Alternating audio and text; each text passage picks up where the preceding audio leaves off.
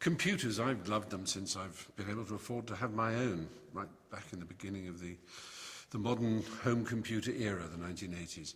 And I've owned a large number of different kinds of computer, and I've expressed publicly loyalty to this kind or that kind. But recently my mind has turned, as many people's have, to this whole business of free software. And there's a lot of confusion about what this means. And I'd like to help clear it up, because this happens to be a year of celebration, and I want to help us all celebrate it and look forward to the future of free software.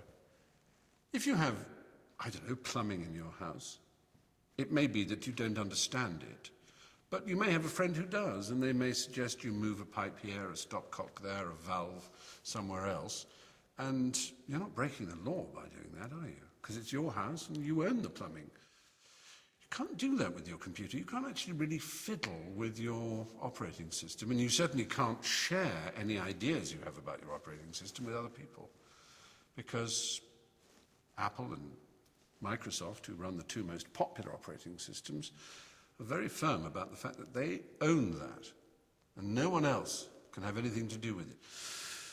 Now, this may seem natural to you, why shouldn't they? But actually, why can't you do with it what you like? And why can't the community at large alter and improve and share? That's how science works, after all. All knowledge is free, and all knowledge is shared in good science. If it isn't, it's bad science, and it's a kind of tyranny. And this is really where it all started. A man called Richard Stallman, he decided 25 years ago, to almost to this very date, he decided to write a whole new operating system from the ground up.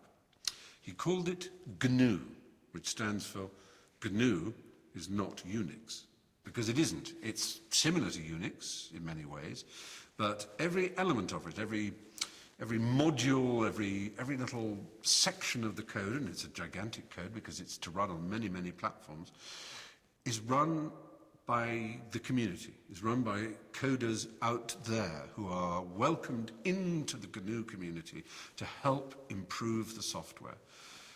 Every distro, as they're called, every distribution of GNU is tested and worked upon and refined by people whose only interest is in creating the perfect operating system that can be used across the spectrum of platforms by as many users as possible.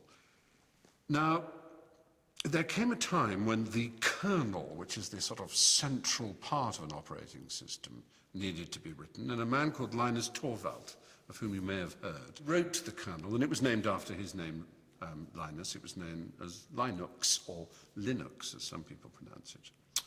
And Linux is the kernel that runs within GNU.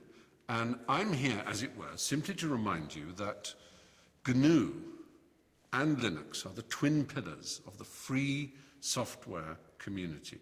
People who believe, and this is the important part, that software should be free, that the using community should be allowed to adapt it and adopt it, to change it, to improve it, to spread those improvements around the community, like science.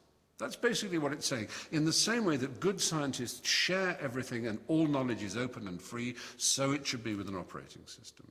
So if you're a supporter of GNU, if you're a supporter of Linux and Free Software Foundation, well, what can I do, you're probably wondering. The most obvious thing you can do is use a GNU Linux operating system on your own computer. It's a lot easier than you might think. Go to GNU.org and see if you can find a distribution that suits you.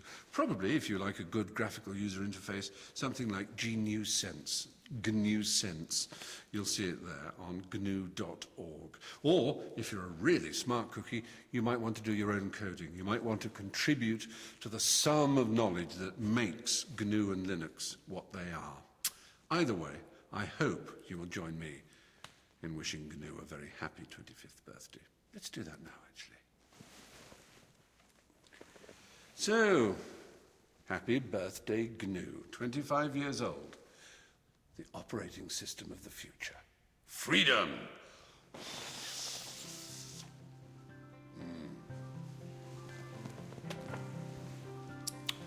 Chocolatey good. The tastiest operating system in the world. And it's all free.